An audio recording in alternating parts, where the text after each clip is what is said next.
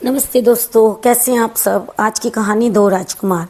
एक महल में एक राजा व रानी रहते थे और उनके दो राजकुमार थे।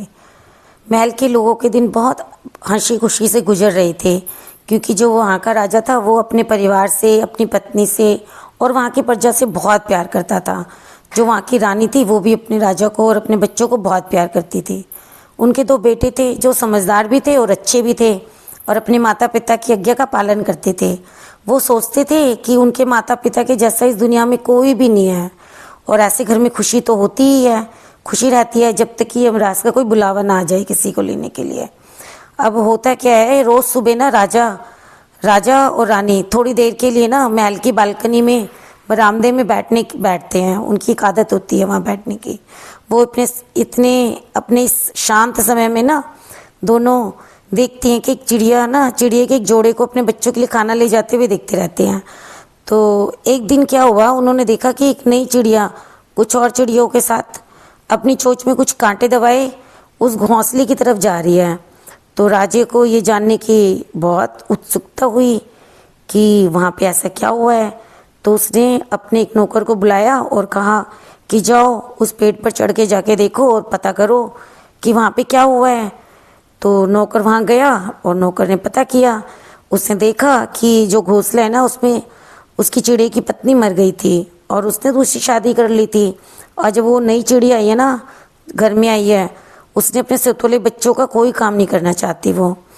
तो उसने सोचा कि अगर वह उनके खाने के लिए बाहर से कांटे ले आएगी तो बच्चे मर जाएंगे और वो उनको उसकी सेवा नहीं करनी पड़ेगी, वो बच जाएगी उनकी सेवा करने से।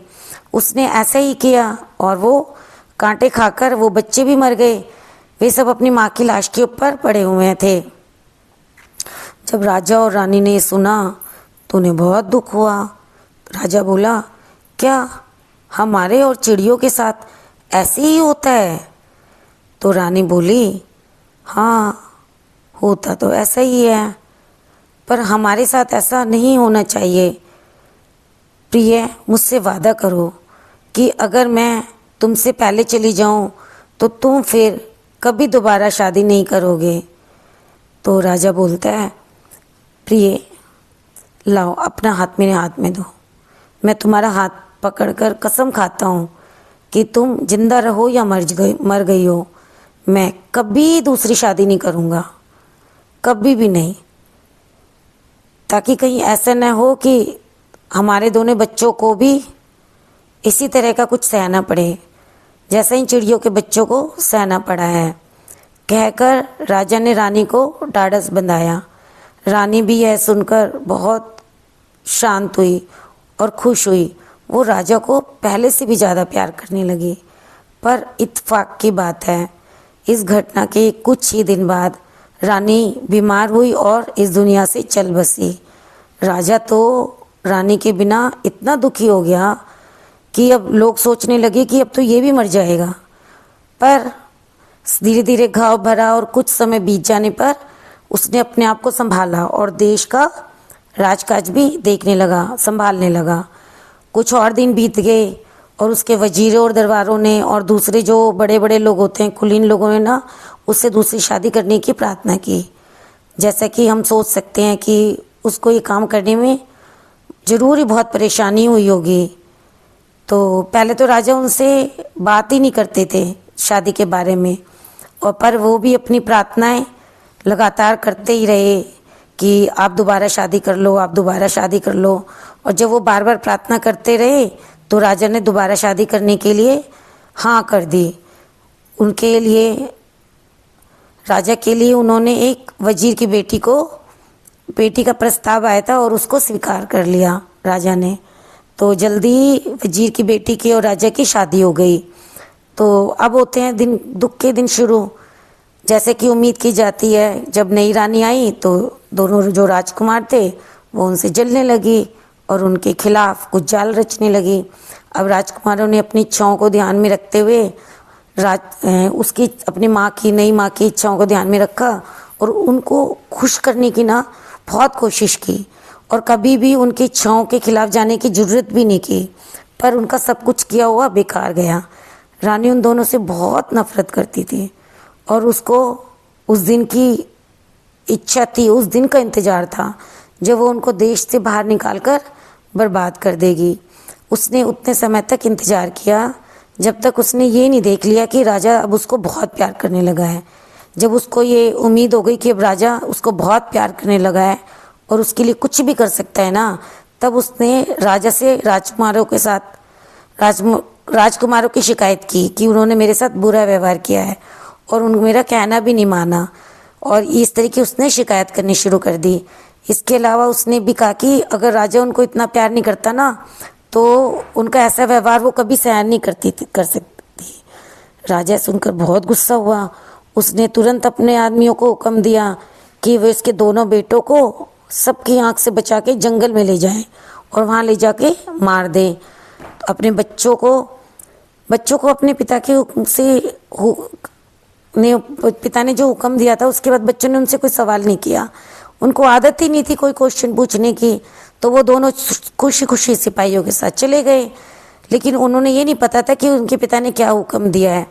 उनको पिता के बेरहम का तो पता ही नहीं था। उन्होंने सोचा कि उनके पिता ने उन्हें जंगल में घूमने के लिए भेजा होगा।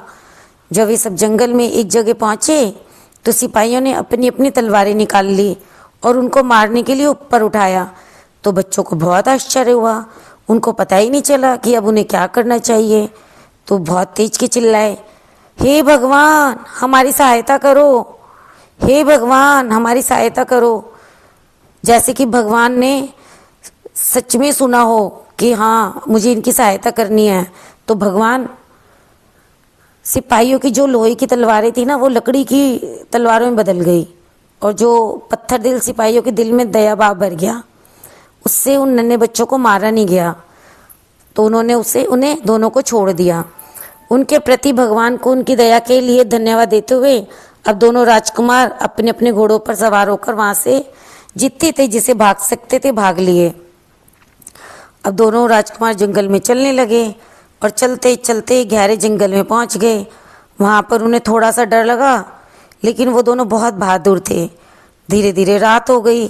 जंगली जानवरों से बचने के लिए वो एक पेड़ पे चढ़ गए और उन्होंने रात इस पेड़ पर बिता दी। सुबह होने पर वो नीचे उतरे और एक वृक्ष से फल तोड़े और अपनी भूख मिटाई। अब वो चलते जा रहे थे। उन्हें एक लकड़हारा दिखाई दिया जंगल में। तो लकड़हारे ने पूछा कि बेटा तुम कौन हो? उन्होंने कहा हम तो मुसीबत के मारे हैं, हमारी माँ मर गई है और पिता ने हमें मरने के लिए छोड़ दिया है। उन्होंने उसे अपनी सारी कहानी बताई। तो लकड़हारा ने जब उनकी कहानी सुनी तो उसको बहुत दुख हुआ। फिर वो उनको अपने घर ले आया अपने साथ, और घर ले जाकर उनको खाना खिलाया और फिर अपने घर में ही रख लिया। और अब लकड़हारा लकड़ी काटने के लिए अपने साथ लेकर जाने लगा उन दोनों को हर रोज़। तो उसने उन दोनों के उन कपड़ों को भी छुपा दिया था कहीं पे, क्योंकि वो कपड़े किसी राजघराने के थे तो कोई उन्हें पहचान सकता था। तो उनके लिए साधारण कपड़े ला दिए। दोनों राजकुमार एक सामान्य बालक की तरह लकड़हारे के घर में रहने लगे। लकड़हारे की कोई संतान नहीं थी। उसकी पत्नी उन दोनों से अपने बच्चों की तरह स्नेह करने लगी। एक दिन उस राज्य के राजा की मृत्यु हो गई। तो वहाँ का एक रिवाज था कि जब वहाँ के राजा मर जाता है तो एक हाथी को राजा चुनने के लिए भेजा जाता है। जिस किसी को भी वह हाथी चुन लेता था, वहाँ के लोग उसी को अपना राजा मान लेते थे। चाहे वो व्यक्ति अमीर हो या गरीब हो, पढ़ा लिखा हो या गंवार हो, अपने देश और भाषा का हो या फिर किसी दूसरे देश या भाषा का हो। जब बड़ा राजकुमार लकड़हारे के साथ लकड़ियाँ काटने के लिए जा रहा था तो उस समय राजा को चुनने वाला यह हाथी वहीं चक्कर काट रहा था। जैसे ही उसने राजकुमार को देखा तो तुरंत ही उसको सिर झुकाया। तो सारे लोगों ने उसको राजकुमार को शहर के अंदर ले गए और उसको राजगद्दी पे बिठा दिया और राजा घोषित कर दिया। और छोटा भाई भी उसकी मदद करने लगा। उसने लकड़हारा वे उसकी पत्नी को, जो उनके लिए माँ समान थी, अपने साथ रखा और उनकी खूब सेवा की। अब लक्कड़हारा भी उसके राजकाज में सहयोग करने लगा। कुछ समय बाद जो वहाँ का राजा था, जो उनका पिता था, उस राजा को अपनी दूसरी रानी की कुटिलता का पता लगा और उसने उसको मौत की सजा दी।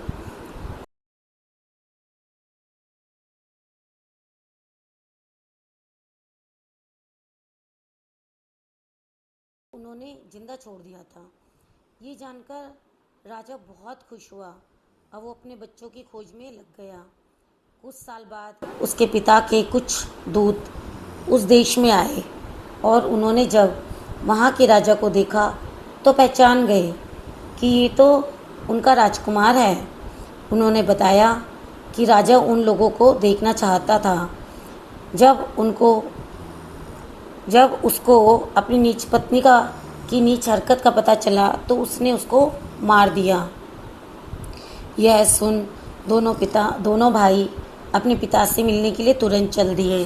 वे लोग वहाँ सुरक्षित पहुँच गए और जाकर अपने पिता से मिले। अब दोनों आपस में मिलकर बैठे। कुछ समय बाद ही राजा मर गया।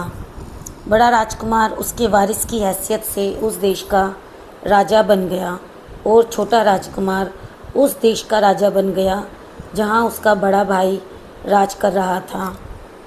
दोनों राजकुमार बहुत फले फूले और अपनी होशियारी, न्याय और दया के लिए बहुत प्रसिद्ध हुए। धन्यवाद दोस्तों। आपको ये कहानी कैसी लगी कमेंट करके ज़रूर बताइए। मेरे चैनल को लाइक और सब्सक्राइब कीजिए। Thank you.